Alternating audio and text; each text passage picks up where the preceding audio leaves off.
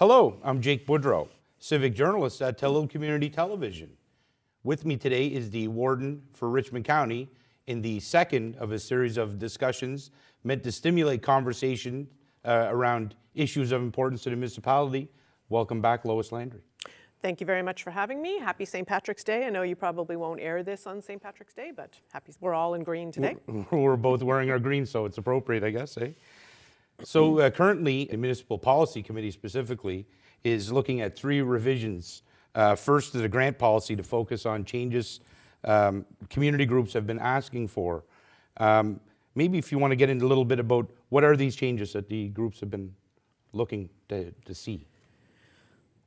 We've had a couple of requests about specific items, and then we've also sort of had a generic kind of, feeling that we want to make these applications as user-friendly and as simple for people to follow, and recognizing that there should maybe be a different amount of information we get from groups that are asking for big amounts of money versus some that might be asking for a few $100s. So some of the changes that were specifically asked for revolve around paying out. So currently in the current strategy, the current grant policy, you have to finish every single thing in your project. It has to be over and everything has to be paid, and then you come to us and we reimburse. And that's important for the municipality because we don't want to give money and then perhaps a project not get done, right? So there's good stewardship of resources. So the committee, the Bylaw and Policy Committee that is revising that grant policy is really determined to make sure that as an underlying or overarching kind of policy, we're holding close our stewardship of those resources. But for some groups, that can be really problematic. So you don't necessarily have that much money sort of floating around to pay out. And so somebody's got to put it on their credit card, right? So now in exceptional circumstances, the policy is likely going to say, because it's still in revision, that we, in exceptional circumstances, for groups for whom that's a big problem, that we could pay out like 50-50. So you could show us 50% of your receipts have all been paid, and then we can give you some of that money. So that's one of the things. The other is around groups that are very small and maybe are one-offs and one-time events. So an example of that would be so this past summer, the community of Isle Madame as an island, we were awarded the Lieutenant Governor's Community Spirit Award. So we had to have a committee that that applied and nominated Isle Madame and so on.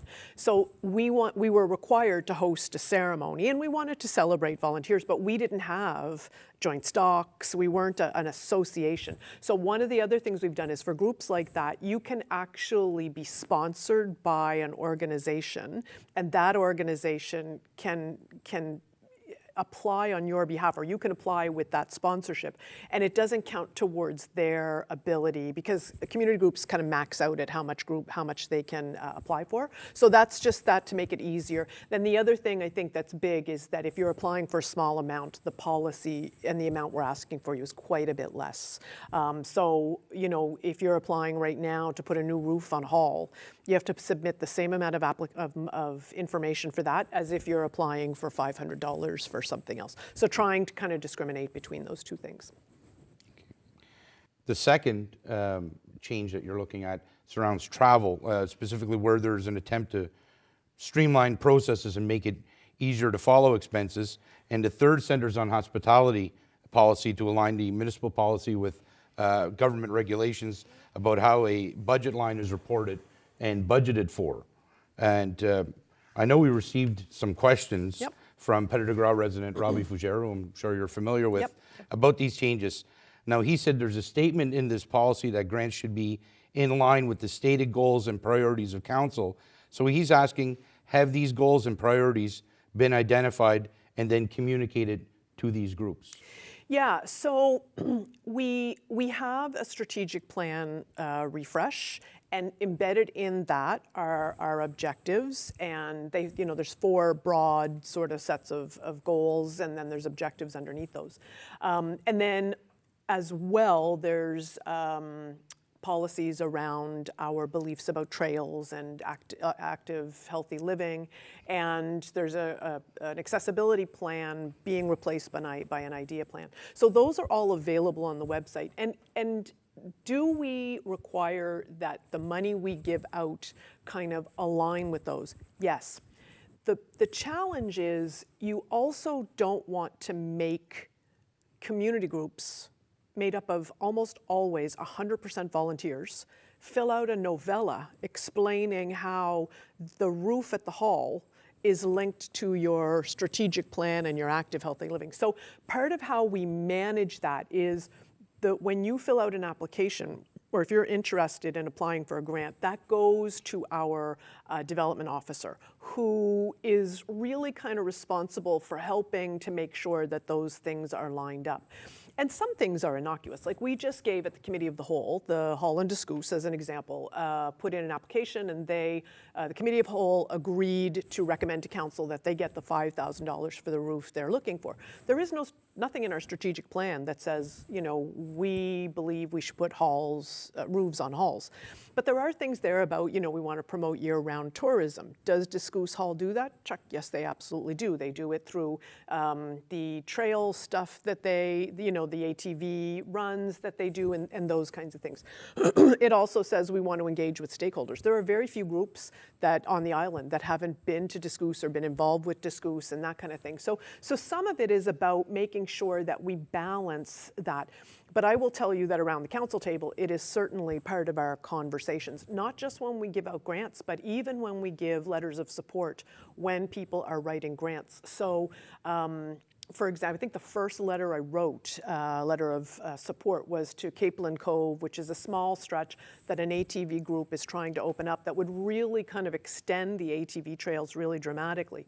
And in that, the conversation at the meeting, in council meeting, was about, look, it aligns with our trail strategy, it aligns with our, and the letter I wrote includes reference to that. So it is something that we absolutely take into account, but you're not going to see on a form, dear community volunteer, please explain to us how that relates.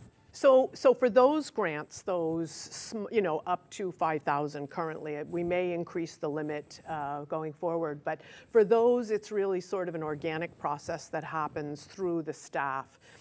There are some, however, that go through the CCBF, so the gas tax. So if you want to apply for grants through the waterfront development, not only do we link it, but you're not even allowed to apply unless you get kind of pre-approval about whether or not the project you're applying for links to the criteria for the gas tax or the CCBF. So that one is really, really strict. And that's the Canada Community Building Fund, I believe is what it's called? Right, yeah. We still find ourselves kind of saying gas tax because that's how we've thought of it for a long time, but that's that money. And that's what it used to be, was Yeah. was the gas tax Right funds, on. yes. Yeah. Okay. As far as the grant policy goes, Mr. Fougere also asked if council is considering the goals that you talked about earlier and priorities when approving or not approving a grant request. Yeah, and we absolutely do that. It's a little bit interesting because what happens is in September, you may get a grant request, and then in March you may say, gosh, that's even more linked to our strategic plan than the one in September. But because we do them in order, if you looked at them, you may say, gosh, how come this one didn't get a full amount and that one did? Sometimes it's just because people can apply on a monthly basis to those. So it is an important part of the conversation, but people do apply at different points in the year. Mr. Fougere then asked, why is there a regional and district budget or allocation for grants? He said recent past practice seems to indicate that the district portion is not subject to as much oversight or having to follow the guidelines more closely or as closely. He asked if that is the case, and if it is, should it be the case? So that actually came up in our deliberations, but actually there are some folks on our bylaw and policy committee who wanted all of the funds to be allocated by district. So the reason why we have district funds and regional funds, regional funds is because you have what's good for one community is good for all of Richmond County, and that's what that's trying to show. So if there's a splash pad, as an example, in St. Peter's, that's good for the entire community. Folks like, who have small children can make a little bit of an outing. Maybe you get your groceries in St. Peter's and then you go to the splash pad and kind of make it a little bit of a day out. So it's good for everybody. On the other hand, the district funds allow individual councillors in each of the 5 districts to make sure that they have some say in how at least a certain portion of the money is going out the door and that it's going out in their district. So I think we saw that with Canada Day, right? We saw that there were no events on Alma Dam on Canada Day. Now, that was not because council turned them down. There were no requests that came in, and that's because I think we're used to seeing a certain group of people put those on, and hopefully we'll address that this year. But we want to make sure that each community feels like they're also getting a share of the pie. Now, I believe probably what Robbie is asking for is, when you say there's not as much scrutiny, well, it all comes down to a vote. It all goes through the auditors. There's no less scrutiny, but there have been some exceptions to policy that have been made around buildings that are owned or run by church groups, because those are not the same as, so take the hall in Discouse, is owned by the Discouse Civic Improvement Society.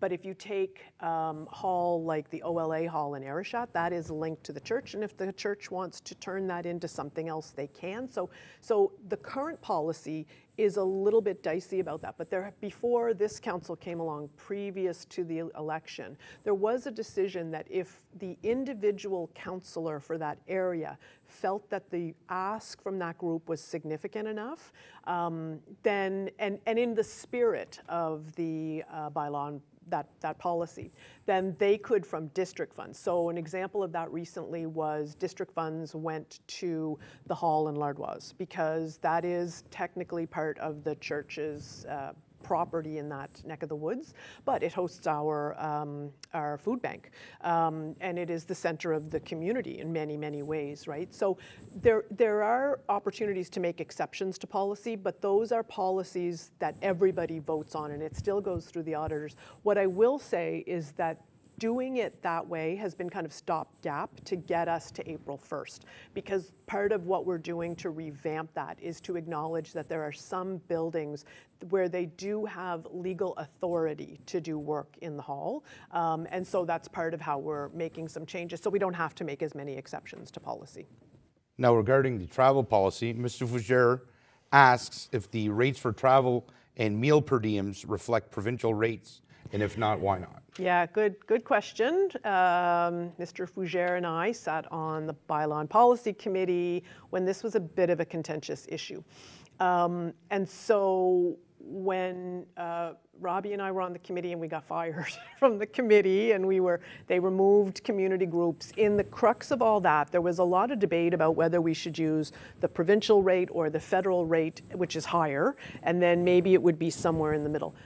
Past council, the council that just ended its mandate in October, they revised the travel policy. So the policy says, and I am quite certain it will say forever, that the travel rates are the provincial per diem. So if you Google mileage Nova Scotia government, the number that comes up there is what we use, no more, no less. There aren't actually, if you Google meals allowance Nova Scotia, there isn't actually a similar meal allowance. But if you look up so they've set them, but they are, I think, quite reasonable. And actually, if you are doing your income tax right now and you have a medical appointment, you're allowed to claim meals if you had to travel on your income tax. You put the Nova Scotia rate in. It's actually quite a bit lower than those. So, and very consistent with what the provincial government uses for their staff and the school board uses. So there isn't a per diem, but ours are actually lower than the Nova Scotia rate. Like the supper is like less than half what you could claim on your income tax. So there is no appetite to go outside of that. As for the temporary closure of the Clearwater lobster handling facility in Cape Ogat, Mr. Fougere is asking if there's any assistance available for displaced workers, and he's also wants to know if this issue is going to be discussed at an upcoming meeting of municipal council. So even before the announcement was made, the MLA reached out to me and let me know sort of what was happening, and also let me know what was happening in Lockport, which is not a good news. There's no silver lining in Lockport. At the same time, or even just before that, as word kind of got out locally, Councillor Sean Sampson reached out to Clearwater, the organization, and got basically just the same line that was running through communications with them and through government, which was that there was a pending sale. Now, the role of the municipality, I think, is really twofold. One is elected councillors are closest to residents. So we have a smaller number of constituents than, say, your MLA or your MP. Your office is your house, which is right embedded within the community. So the role of municipal councillors is very often to help folks impacted by economic uncertainty, to help them navigate programs available through the provincial and federal government. So that's a really common thing. So the programs that would be available, though, tend to be more provincial and federal. So whether you're talking about employment insurance or any of those kinds of programs. So local councillors can certainly help with folks as they navigate that. People in the fishing industry, even the processing industry, are very familiar with ebb and flow, and usually it's related to the season. So, we wouldn't expect anybody to need help filling out, employment insurance, because, people in fishing industries have been sort of stuck doing that for years because of the seasons. So there is a role to play there. I think the other thing is our role municipally is to sort of be at the ready to say, what does an organization need from us if they're thinking about coming here, or they are just, their plans are afoot. So in this instance, what we have heard consistently is that a sale was sort of in progress. So it was a little bit of a kind of don't do anything to upset the apple cart. So I will say that on that instance, it's really about being ready to respond when we're asked around that. Our understanding is that the sale would be finalized in time for the season to open May 1st. So, we're very hopeful that that's the case. In terms of broad things, though, that municipal governments can do, I think some of the things that we've been trying to do in industry periods, so we've got talk of the offshore, talk of green hydrogen, talk of other green energies, opportunities, is to really say Richmond County is open for business. So we want to promote positive climate around our commercial tax rate, which is among some of the lowest in the province. We also want to say, look, we have a healthy workforce. We're linked to the school system that has a skilled trades program that can turn out skilled trades folks right out of high school. And then we're also trying to say, look, we understand that some of the challenges are housing. So we're really trying to stay active on that file. So I would say that a lot of what we're doing is saying to groups that are coming in here, we are ready, we are open for business, and we want to support you however we can. Typically the programs, like whether you're talking about incentives, payroll incentives, that kind of thing, those programs are typically provincial and federal. So we haven't had any asks, and I think it's probably because that purchase agreement was so far along that we're just waiting to see what residents need from us and what a new company coming behind Clearwater might. Now, on the subject of healthcare and specifically emergency department closures in the area, Mr. Fougere asks, is the Cape Breton South Recruiting for Health group getting positive results? I know Gina McDonald was at your last council meeting and asked for some money, some funding for you guys. Yep. So maybe you can update that. Yeah, so look, everybody knows that if we had an additional doctor at the Strait Richmond Hospital, we wouldn't see the kind of closures that we're seeing there now in the emergency room. Similarly, if we had a few more nurses, we wouldn't see the closures at the St. Anne's Centre, because unless you're talking about, when the McNeils both happen to go away, for the most part, the closures that are there tend to be 7 hours or 12 hours at a time. And those are almost always on the website, at least they say, linked to nursing shortages. So we know that staffing is an issue. The presentation, anybody who has a chance could go back to the Committee of the Whole, so that would have been March 11th, and I believe she was the first presenter, so like maybe 5 minutes into that meeting. Gina McDonald from Cape Breton South Recruiting for Health gave a really good overview of the kind of work that they're trying to do to lure all healthcare professionals here. And it's really about looking at a holistic kind of pattern there. So there was an ask for close to $40,000 from the municipality because, you know, we know that Gina McDonald knows what she's doing way more than we do. We advise in some respects. There's people who sit on that board, but you know, she has certainly seen some respects. We've brought in 4 family doctors in Richmond County in the last 3 years, which in a small community is really significant. What's I think even more significant is they brought in, I think, 30 nurses in the last year and a half. And my dad was at the Strait Richmond Hospital from June to the middle of September 2022. There were 11 people in that hospital. The back was all closed where the old detox unit was. There were 11 people, I think, maybe in 6 rooms. So, and that's because that's all the staff. I was there last month. The whole place is open. They've opened up the back. All the beds are full. That's because we've taken additional nursing staff in. I just shared a post where there's an occupational therapist supposed to start there on July 1st. She's looking for a place to live.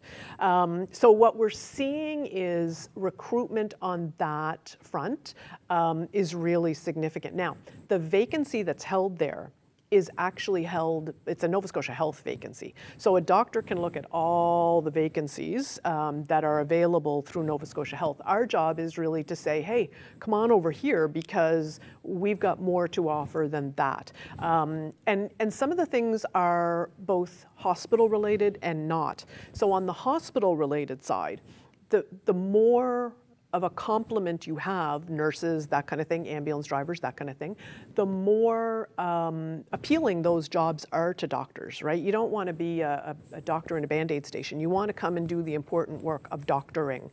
So all the things around occupational therapy and all of those things, we just, at the Committee of the Whole, agreed to recommend to Council at our Council meeting that the Warden write a letter about purchasing a CT scan for the Strait Richmond Hospital. So we want to be able to say, this is a place where if you come and work here, that, you know, this is an important medical facility that's got a lot going for it. The other part, though, are the not medical things. So there was a recruitment video, and Dr. Hanspal's in that video, and I would say half of the time he's in a kayak talking about what a wonderful place this is and the work-life balance. So there's also all those kinds of things that are going on to say, look, this is a place where you have an amazing quality of life, where there's great school system, there's great outdoor activities, that kind of thing.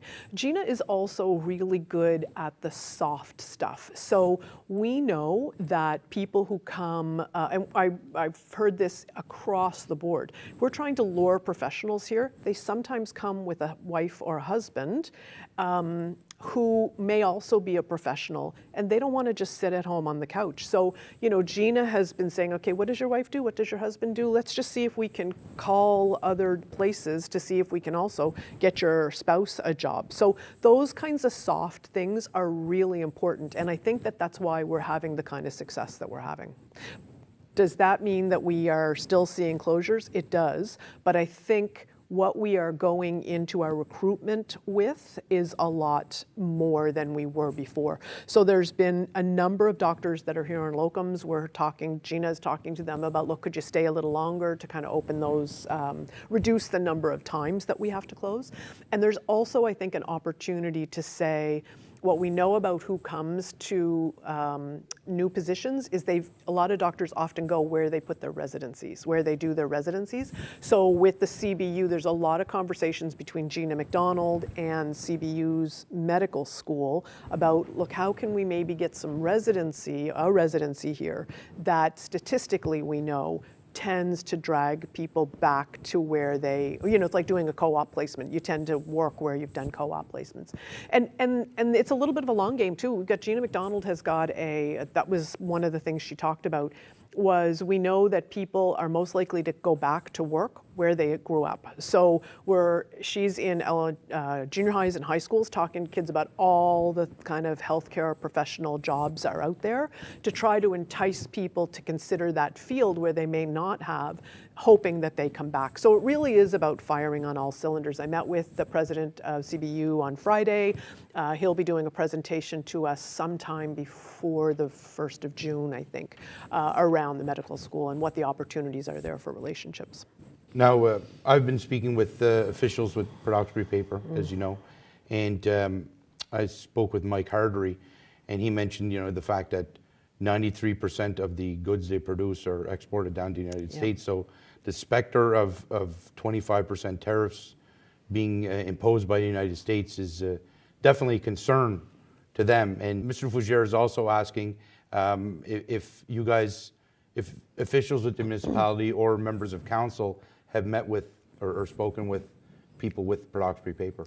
Yeah, so I had a phone call with Bevan Locke and Mike Hartree sometime a week or so ago, ahead of the CBC article, the CBC piece that was done on the tariffs. So they are really concerned, I think it's safe to say, that important discussions, important discussions about, for example, expanding where you sell, that might be really impactful for, say, the seafood industry. That's not going to hit the same way with pulp and paper, and with Port Hawkesbury Paper in particular. So had a conversation with them, and so I was interviewed as part of that piece by CBC The National, which played on the CBC local news as well. And the conversations there are that, look, really happy to see, for example, Minister Kent Smith, Minister of Fisheries and Aquaculture, going overseas and saying, hey, look, this is our seafood exports. Try this, give this a taste. Because if we can't sell lobster, for example, to the States, let's try to sell more of it to Europe. That's an important thing, and I think that will help us diversify our economy in that sector. Port Hawkesbury Paper is significantly impacted by the tariffs because there really isn't a quick pivot, first off, for them, and the markets just aren't overseas or locally in Canada the same as they are in the States. So it is a bad news bears story. And so, I'm all kinds of elbows up, but we also need to be respectful of the fact that the people at Port Hawkesbury Paper are, there's no job losses on the horizon right now, and we all know, listen, you and I are going to check our phones after this interview. A whole bunch of announcements could have been made on a Monday morning, right? So in fact, I spoke to the CBC journalist. She said, I'm on my way. She was leaving Sherbrooke, and by the time she got to Discoos, they had lifted the tariffs. Like, that's how in flux this kind of thing is happening. But we need to be mindful that we need to kind of brace ourselves for worst case scenario. And we know what that means, because it was only, it might have been 20 years ago-ish, but I think it was 2006, we actually had a strike at it was Stora then, I think. And so I was principal or vice principal at Richmond Academy, and the impact, I remember families not being sure whether they could afford like a prom dress for their kids. We were staggering graduation expenses over the course of the year to make sure families could afford things that they easily could have afforded before. I remember just before the strike, kids were leaving left, right, and center. Every day we had kids walking out and coming back. They were all going to the dentist because people realized they were going to lose their medical and their dental plans, right? So the significance of that. My husband at the time worked for Ultramar, and I remember saying, whew, thank God he doesn't work at the mill. 2 days into the strike, he lost his job because Ultramar's business was so heavily based at the mill. So the tentacles of what happens when Stora doesn't fare well is really significant. There might be 300 people who work at that plant, but there's 1,000 impacted in some other way. So one of the things that I think the municipality there can do as well is we really want to make sure that we are open for business. Kind of repeating myself there, but we really want to make sure that we are creating circumstances where, if the worst should happen, that those folks who work there have a safe spot to land. So, we saw what happened with the collapse of the ground fishery. We saw what happened when we didn't have a diverse economy. Now what we want to make sure is that for folks who don't maybe get to stay on, if the worst should happen, is there a soft spot for them to land? So we're actively engaged with places like Everwind. So Everwind just had a huge announcement, $50 million they're investing in tugboats, which I think speaks to the longevity of that group, that organization that wants to stay here. So what can we do to make sure that as the important work of seeing industries like Everwind, like Bearhead, like possibilities for green cement, expansion of any kind of industry, what are the things that we can do to say, look, it might only be 15 jobs now, that new jobs created as a result of those tugs, but that's 15 jobs that weren't there before in the Strait area. So our job, I think, is really to create an economic climate where we aren't feeling the same way we did during the collapse of the ground fishery. I remember those days, and I remember for a lot of people, the fallout of that was just so broad. So what we need to do, I think, where Port Hawkesbury Paper is concerned, is to make sure that we're creating the foundation for businesses to come in here so that if it didn't work out at Port Hawkesbury Paper, while they're figuring out how to navigate there, that there's other opportunities for them. Now, I know the topic of tariffs had been discussed at council. You guys had reviewed some correspondence. Are there any plans to possibly discuss this, especially as it pertains to Port Hawkesbury Paper or some of the other local employers? Do you anticipate that's going to be coming up at the council table? Yeah, when the first, oh my gosh, I don't even remember how long ago it was now, February 1st or, so going into January when they started talking about tariffs, you saw places like Andy Fillmore, Mayor of Halifax, sort of issued a statement. We are going to do all these things. You've seen a lot less of that now because it is a start, stop, start, stop, start, stop. And I think what we also know is that what is the path forward for example, the seafood industry is not the path forward for example, Port Hawkesbury Paper. So I think what you're probably going to see most municipalities and ours do is to really sort of look to the Nova Scotia Federation of Municipalities to help guide the decisions that we make. I think the Federation of Canadian Municipalities is also involved in those discussions, but and we're really lucky because Amanda Mumbercat, the councillor for District 4, is one of the reps for the Cape Breton Strait area on that committee. So we're great. We have kind of a direct ear to the NSFM there, and that group has been really, really involved with kind of sparking discussion about what are the best paths forward. Some of the things I know Mayor Fillmore mentioned, we're only going to buy, we're not going to buy any more American products. Those things are really emotional decisions. And listen, I will not buy American products with my own money. Like, I go to a store and I will make, and I'll pay more, but that's my money. When it comes to taxpayer dollars, we have to be careful that we're not asking taxpayers to foot the bill for something that's going to cost way more because we can get it locally. So there's a lot of those things that's very nuanced. So I think what you'll see is us relying on the Nova Scotia Federation of Municipalities to kind of help guide that. That said, there is one thing we are doing, and that was a decision that we made at the council meeting recently. We are going to, so we have a flag policy. There's 5 flags that fly in front of the municipality, and there's a flag policy that says what those are. We're actually going to suspend that flag policy for a week or some amount of time and fly nothing but Canadian flags. So we're really trying to show that we are a united group, but I think what we know about unity is that there is strength in numbers. So I think you'll see that we'll rely on the strength of all municipal units to make decisions about how to respond to tariffs on a go-forward basis. Yeah, and that was one of the questions that Mr. Fougere had, whether or not you guys are just going to be looking at primarily buying Canadian, buying local.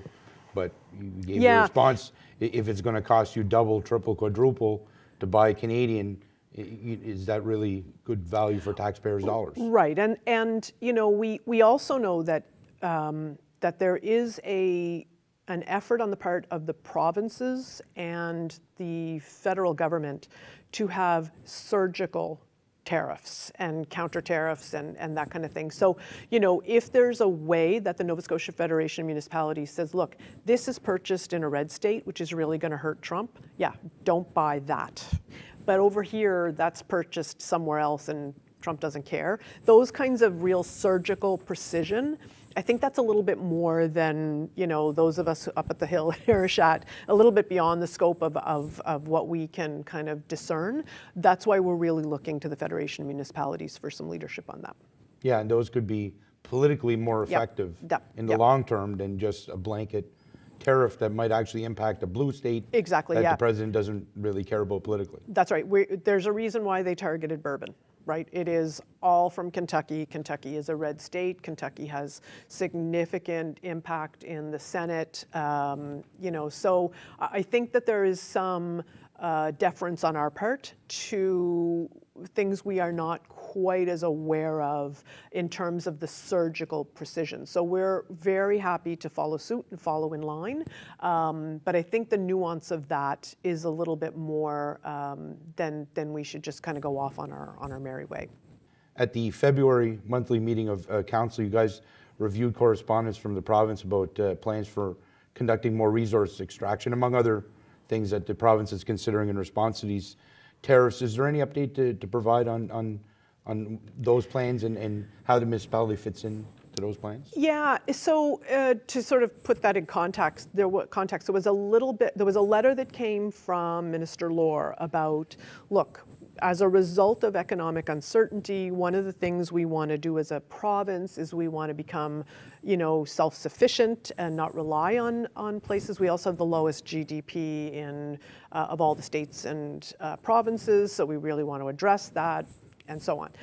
How would you feel about, dear municipality, please write a letter or a press release saying, yep, we support those things, which are kind of reducing interprovincial trade barriers and resource extraction.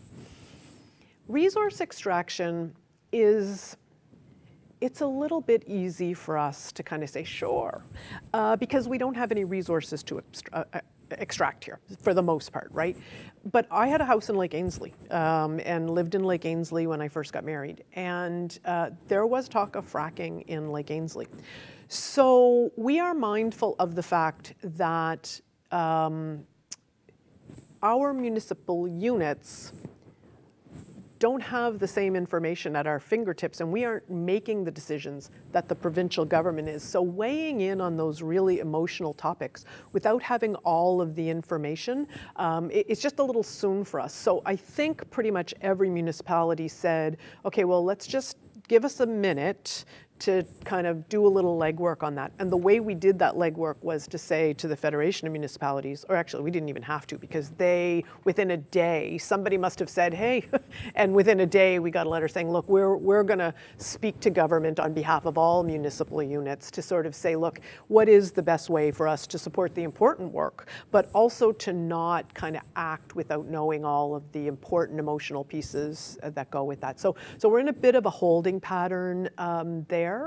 It's not to say that we're not acting. I mean, all it was a request for a letter of support. And I think we are certainly supportive of understanding the need to diversify our economy and to become stronger. I don't think anybody would argue with, no, let's try and stay at the bottom of the GDP list, right? Nobody wants that. So I think we are supportive of the things that help move us forward, but resource extraction is a little bit beyond the scope of what municipal units have a good background knowledge in.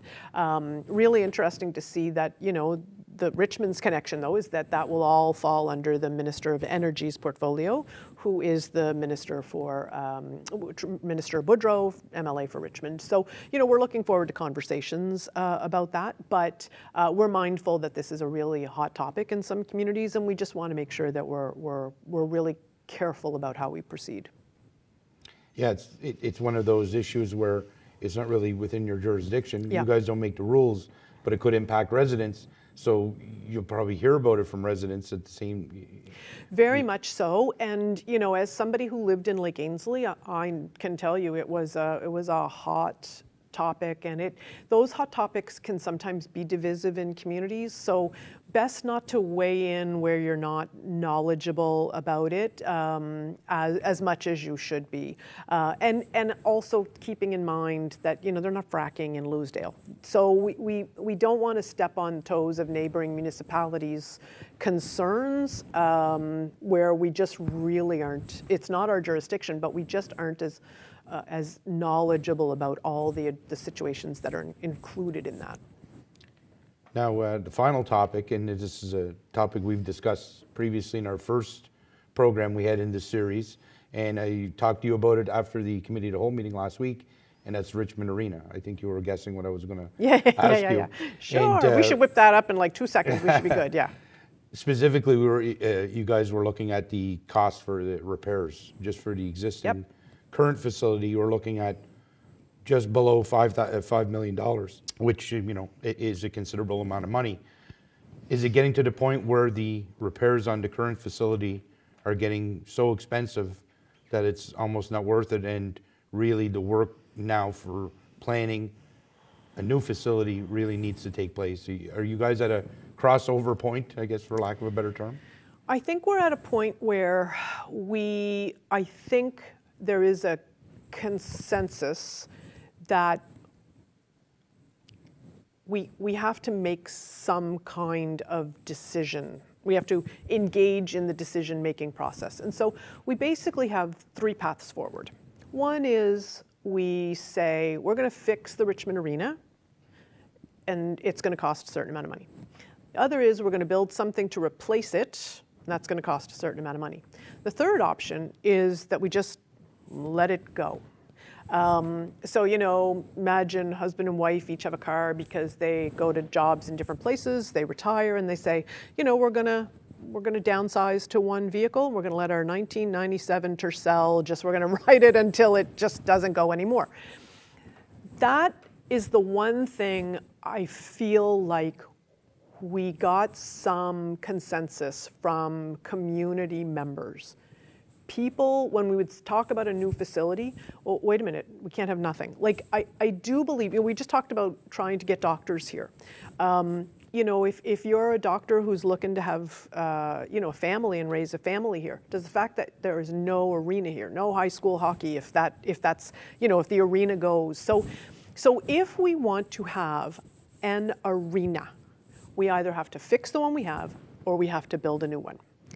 And so, rightly so, and I'm really glad that this is the path we've taken. When we got the dollar amount, and everybody sort of fixates on the 43 million, but that was for a multi-use facility. So the bigger number is, 588 for each of the floor tiles that it would take for each of the square feet to build an arena.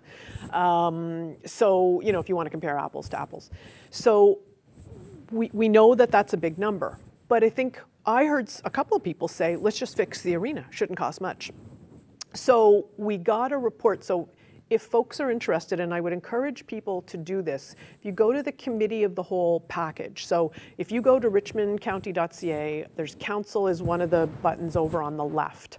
And then if you scroll down to like agendas, packages, the March 11th committee of the whole report package is there. And just almost at the end, is a summary that Public Works put together for us about the motions over the years. And back in 2022, I believe, there was actually sort of a summary of, in 2022 dollars, it's going to cost $2 million in 2022 dollars to fix everything under the floor and the piping.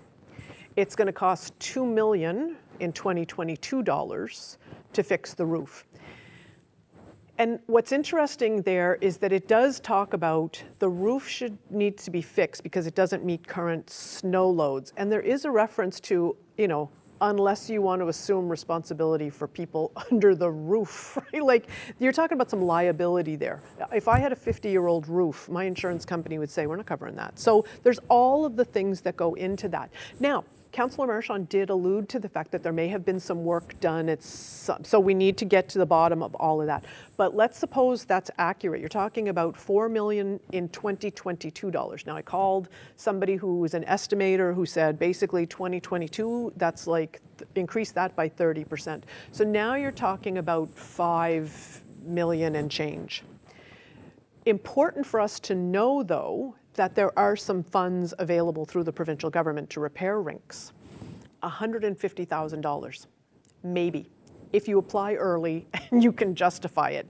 And if you did it in 2 shots, you might be able to apply twice. Okay, so let's suppose we were lucky enough.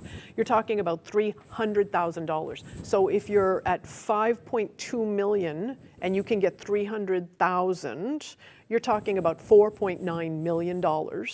And here's what's the kicker. We would still have a 50-year-old building. So the province has said they want a fully accessible Nova Scotia by 2030. That's only 5 years from now. It is a municipal building, and there are some things about that that are not fully accessible. Do we have a piece of plywood so that you can get a wheelchair up that ramp? Sure. Where are you sitting if you're in a wheelchair at the Richmond Arena? There's no seating for you. You can't get up. You can't see past the boards, right? You can go upstairs through the elevator, but it's not what we would consider fully accessible. So what are the costs there? What are the other costs that go into bringing everything up to code? Should we be required to, right? So that's one issue. Meanwhile, we know an arena would cost a lot more. A new arena would cost more. But we're seeing in Yarmouth, $15 million going to the arena in Yarmouth. Interestingly, the deck is looking for, and they haven't gotten any money yet from the federal government. So the conversations need to keep going, but there is no path forward without money, unless we're just letting it, like our 96 Tercel, just rust into the ground.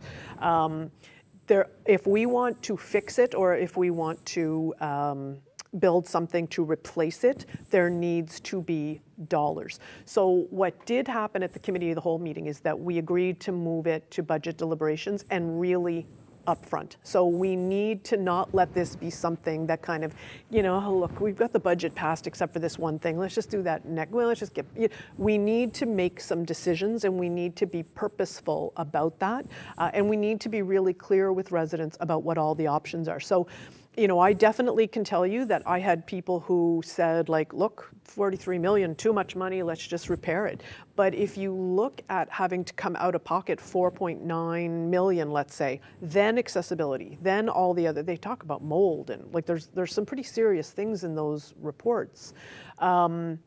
What would be our portion if we got federal and provincial dollars for new builds? Because there are significantly more dollars available there. So those conversations, and Councillor Marchand is somebody who was a councillor for a long time, but he also sat on that board before it was owned by it became under the umbrella of the municipality. So he has a lot of background knowledge there. So we're very lucky to have that. So and a background in construction. So he can speak to some things like, well, I think we fixed that, and I think we didn't do that, and that kind of thing. So, but people who say, well, just ignore the structural assessment. Like, we're going to hire structural engineers to tell us what they think, and then say we didn't like what you said, so we're going to ignore it.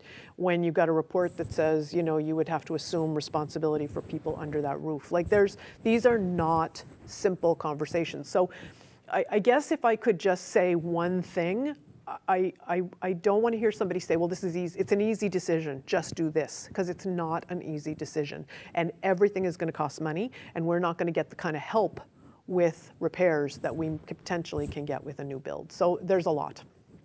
So we were talking about the $43 million price tag that a lot of people seem to be really focusing on, but there's no given that you guys have to put everything that they're suggesting you put in there right. into this new facility. There right. are some things you guys can leave out and take out, and kind of, even if you just wanted to go with a basic package. So the $43 million, really, that's not a set in stone number. No. So the 43 million was if we had an arena with a walking track and 1,000 seats and an entire gymnasium and some office space and a performance center, right? So, and what I was surprised to learn in this process is that each of those is $588 a square foot. Its operational costs are different than builds. So, and I did check with a couple of people in the construction industry about that, and that's typically how they just per square foot for these kinds of things. So one of the first questions that was asked at the engagement session. I think it was Renee Fougere from Pullman that asked, do we have to build it all at once? Can we just build it in sections? So could we build an arena and then add these other sections on? So could we get a piece of land that if we, saw industry come afoot, if offshore wind turned out to be a bit of a gold mine for us, sure. So that was a really helpful part of that discussion. So, if we look at just an arena. Now, that said, $43 million, we still see people posting on Facebook, well, yeah, but what about the pool? Right? Like, 43 million plus a pool, I could have a heart attack. So I will say, I do want to say about the walking track, that broke my heart. So we did have Brent Sampson, Deputy Warden, actually asked really specific questions about the walking track, because I really thought that it would cost nothing. It's not a nothing thing. So the walking track, if you've ever been to the one in Port Hawkesbury, there's the arena, and then there's seats, and then the walking track is around the side. Currently at our Richmond Arena, there's the arena, maybe 3 feet to the wall. So you would have to actually put stands and then the walking track. So you're talking about the perimeter and the footprint of the building in order to fit a walking track actually does have to be bigger, and every square foot is $588. So, we need to know those kinds of things. I really thought that a walking track wouldn't cost us a lot, but it will cost some dollars. So being able to kind of tease out what that is, so, the whole length of the building times a big chunk is additional dollars. So, yeah, I don't, I think we need to get away from the 43 million and say, what's the square footage of just an arena, and what is that multiplied by 588 with and without a walking track? So those are the conversations we need to keep having.